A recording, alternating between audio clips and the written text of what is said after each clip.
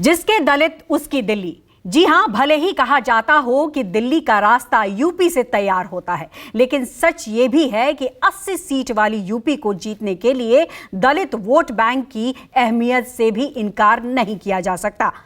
साथ ही साथ 2024 के मुकाबले के लिए भी सभी दल दलित और पिछड़ों पर फोकस होते दिख रहे हैं।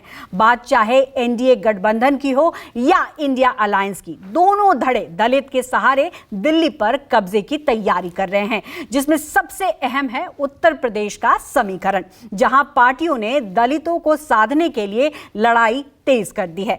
बीजेपी 2023 से ही पूरे प्रदेश में दलित सम्मेलन कर रही है। वहीं अखिलेश यादव पीडीए के तहत पूरे प्रदेश में प्रोग्राम चला रहे हैं। तो आइए आपको बताते हैं यूपी के दलित वोटर्स दिल्ली जिताने की कितनी ताकत रखते हैं। इसीलिए हम कह रहे हैं, जिसके दलित उसकी दिल्ली। 2024 में दलित की लड़ाई दिग्गज सियासी चेहरों पर आई। यूपी में कभी इधर कभी उधर, दलित वोट बैंक जाएगा किधर? सियासत में जातियों का गणित, कास्ट पॉलिटिक्स जिताएगी सीट। जब जब देश में चुनावों की सरगर्मी शुरू होती है, तब तब उत्तर प्रदेश की सियासत में जातियों का गुणा गणित शुरू हो जाता है। यूपी के रास्ते दिल्ली की सियासत को नापने की कोशिश करने वाली हर पार्टी चुनावी मौसम में ओबीसी और दलित वोट बैंक को अपने पाले में करने के लिए हर मुमकिन कोशिश में जुट जाती है। और इस बार भी 2024 लोकसभा चुनावों की सुगबुगाहट के साथ ही उत्तर प्रदेश में दलित वोट बैंक को साधने की बड़ी कवायद शुरू हो गई। यूपी एक ऐसा राज्य है जहां पर चुनाव में मुद्दे काम करें या ना करें, जातियां जरूर काम करती हैं। चुनाव के मैदान में विधायक या सांसदी के लिए जो उम्मीदवार मैदान में है, उसको वोट करने से पहले वोटर ये देखता है कि वो उसकी जात का है या नहीं। कैंडिडेट कितना योग्य है, ये शायद उसके लिए मायने नहीं रखता। 2014 के लोकसभा चुनाव में मोदी लहर ने उत्तर प्रदेश में जातियों के इन तमाम बंधनों को तोड़ दिया, लेकिन 2017 के बाद एक बार फिर से उत्तर प्रदेश की सियासत में जातियों के सहारे समाज को बांटने का काम तेज हो चला। उत्तर प्रदेश की सियासत में दलित वोट बैंक की भूमिका बीते 10 सालों में इतना बदल गई है कि तमाम सियासी दलों को इसके लिए अपनी अपनी रणनीति में बदलाव करना पड़ रहा है।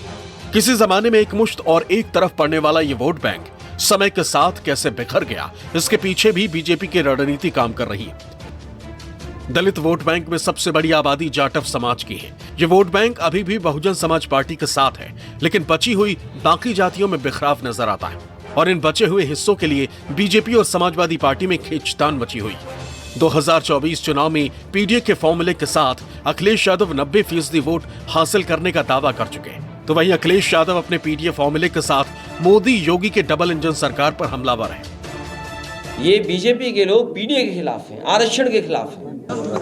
इंडिया गठबंधन मजबूत हो रहा है और पीडीए परिवार मजबूत हो रहा है। यूपी में कांग्रेस और समाजवादी पार्टी के बीच सीट शेयरिंग का मुद्दा सुलझने के बाद इंडिया गठबंधन में जोर शोर से जातीय जनगणना के साथ साथ पिछड़े वर्गों को अपने पाले में लाने की कोशिश कर रही। हालांकि इंडिया गठबंधन के सहारे जातीय गोलबंदी की कोशिश तो की जा रही है, लेकिन ये कोशिश कामयाब होती नजर नहीं आ रही, क्योंकि 21% दलित में से 8% के आसपास जाटव वोट बैंक निकाल भी दे तो बाकी बची हुई जातियों के तमाम क्षेत्रीय नेता बीजेपी के साथ खड़े नजर आते हैं। लेकिन तमाम समीकरणों के बावजूद विपक्ष के हौसले बुलंद हैं। दलित वोट पहले भी कांग्रेस साथ हुआ करता था, फिर मायावती जी ने कुछ नए नारे दिए, उन नारों के कारण दलित समुदाय उसकी तरफ एक अच्छी खासी संख्या में गया। लेकिन अभी जो मायावती जी का रुख देखने में मिल रहा है और वो बीजेपी के साथ बैठी हुई उसके साथ जुड़ी हुई दिखाई पड़ रही है। दलितों की पहली पसंद बीजेपी नहीं रही है, तो निश्चित तौर पर वो पलट करके कांग्रेस की तरफ देख रहा है। मायावती गठबंधन में आ जाती है, उनका वोट इंटैक्ट रहेगा। यूपी में मौजूदा जातियों में भी कुछ जातियां अति दलित हैं, जिनको लेकर सरकार सजग नजर आती है। पासी समाज से लेकर वनटंगिया और मुसहर जैसी जातियों के लिए सरकार तमाम तरह की योजनाएं चला रही है, जिसकी वजह से भी दलितों का एक बड़ा वर्ग बीजेपी के साथ नजर आता है। उत्तर प्रदेश में 2007 तक दलित वोट बैंक के तौर पे समझ में आता था या दिखाई देता था।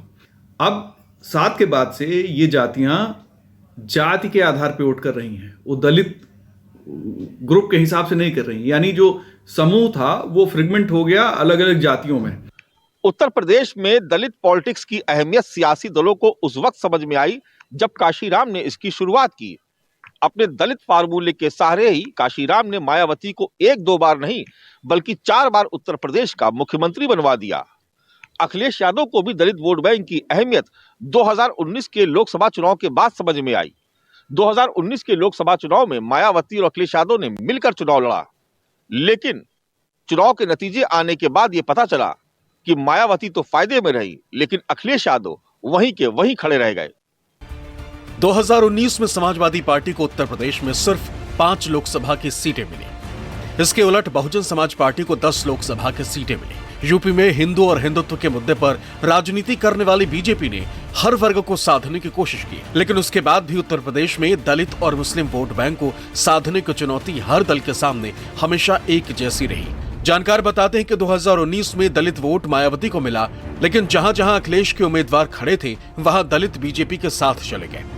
चुनाव नतीजों से पता चला कि अगर अखिलेश और मायावती का गठबंधन न हुआ होता तो समाजवादी पार्टी को 5 सीटें जीतने में भारी मुश्किल आती। अखिलेश यादव की नजर बीएसपी के वोट बैंक पर है, जिसे साधने की कोशिश 2019 चुनाव के बाद से कर रहे हैं। अखिलेश ने इसी फॉर्मूले को आजमाया 2022 के विधानसभा चुनाव में। मुस्लिम वोट बैंक गोलबंद होकर समाजवादी पार्टी के खाते में गया। कुछ दलित वोट बैंक में भी सेंधमारी हुई, पर इसका सीधा नुकसान बीएसपी को हुआ। आपको बता दें कि यूपी में 300 विधानसभा सीटों पर दलित वोट निर्णायक भूमिका में है। पूरे उत्तर प्रदेश में करीब 21% दलित वोट बैंक है। ये वोट जिधर जाता है उसकी जीत तय हो जाती है। 2007 में ये वोट बीएसपी के खाते में था, 2012 में समाजवादी पार्टी के खाते में और 2017 के बाद से बीजेपी के खाते में है। यूपी हिंदुस्तान का एक साधारण सूबा नहीं, बल्कि ये देश की राजनीति की वो रणभूमि है जिसके जमीन में मजबूती से जमे बगैर सियासत के सूरमाओं के लिए राजधानी दिल्ली की तरफ रुख करना करीब करीब नामुमकिन है। तभी तो पिछले 75 सालों में यह सियासत की सबसे बड़ी किंवदंती बन चुकी है कि जिसने यूपी जीत लिया उसने दिल्ली का आधा रास्ता तय कर लिया। यूपी जिस ओर मुड़ जाए सत्ता उसी की झोली में गिर जाए। यूपी जिस पर मोहर लगा ले उसकी सरकार बन जाए। बीएसपी प्रमुख मायावती का बयान, जिसमें उन्होंने इशारों में वो कह दिया जिसने बीजेपी और उसके सहयोगी दलों के टेंशन के मीटर को अप कर दिया। जिस यूपी में इस बात की चर्चा जोरों पर थी कि एनडीए विपक्षी सूरमाओं को सियासी दंगल में पटक देगी, वहीं मायावती के एक बयान ने सियासी गुणागणित बिगाड़ कर रख दिया। आखिर क्या कहा है मायावती ने, आप भी सुनिए। विपक्ष के गठबंधन में बीएसपी सहित अन्य जो भी पार्टियां शामिल नहीं हैं, उनके बारे में किसी को भी बेफजूल कोई भी टीका टिप्पणी करना उचित नहीं है, क्योंकि भविष्य में देश व जनहित में कब किसको किसी की भी जरूरत पड़ जाए ये कुछ भी कहा नहीं जा सकता है। अर्थात फिर ऐसे लोगों को व पार्टियों को भी काफ़ी शर्मिंदगी उठानी पड़े, ये ठीक नहीं है। मायावती कभी दलित और मुस्लिम वोट बैंक के साथ अकेले दम पर सत्ता में नहीं आई। एक बार सपा तो 2 बार बीजेपी को बैसाखी बनाकर सीएम बनी। पूर्ण सत्ता के लिए उन्हें सवर्णों और खास तौर से ब्राह्मणों का सहारा चाहिए था, तो वो 2007 में पूर्ण बहुमत की सरकार बनाने में कामयाब रही है। ब्राह्मणों के वर्चस्व के बाद दलित खुद को मायावती की सरकार में ठगा हुआ महसूस करने लगा, लेकिन तब तक वो विकल्पहीन था। मायावती के सत्ता जाने के बाद सवर्ण और खासकर ब्राह्मण समाजवादी पार्टी की तरफ शिफ्ट हो गया, लेकिन बहन जी सर्व समाज के फॉर्मूले से अपने को अलग नहीं कर पाई और इसी का फायदा बीजेपी को 2014 और फिर 2019 के लोकसभा चुनाव में मिला। गैर जाटव दलित 90% तक बीजेपी और मोदी की तरफ शिफ्ट हो गया। बहरहाल बीजेपी बीते 1 दशक से सवर्णों के साथ पिछड़ों और दलितों के वोट बैंक को मिलाकर राज कर रही है और दलितों के सहारे ही वो अपने वोट प्रतिशत को 48% से भी ज्यादा तक ले जाने में कामयाब रही। जब जब देश में चुनावों की सरगर्मी शुरू होती है तब तब उत्तर प्रदेश की सियासत में जातियों का गुणागणित शुरू हो जाता है। यूपी के रास्ते दिल्ली की सियासत को नापने की कोशिश करने वाली हर पार्टी चुनावी मौसम में ओबीसी और दलित वोट बैंक को अपने पाले में करने के लिए हर मुमकिन कोशिश में जुट जाती है और इस बार भी 2024 लोकसभा चुनावों की सुगबुगाहट के साथ ही उत्तर प्रदेश में दलित वोट बैंक को साधने की बड़ी कवायद शुरू हो गई। यूपी की सियासत का एक सच और भी है, दलित आबादी एकमुश्त भी किसी दल के पास आ जाए तो भी चुनाव जितवाने की ताकत नहीं रखती है। यही वजह है कि मायावती को भी बहुजन समाज के फॉर्मूले को छोड़ सर्वजन के फॉर्मूले पर आना पड़ा। और यही फॉर्मूला बीजेपी का भी है, जिसमें अगड़ी जातियों के साथ पिछड़े और दलित वोट बैंक का बड़ा हिस्सा उसे 2014 से आप पराजय बनाए हुए है। लखनऊ से मानस श्रीवास्तव के साथ ब्यूरो रिपोर्ट, न्यूज़ 24।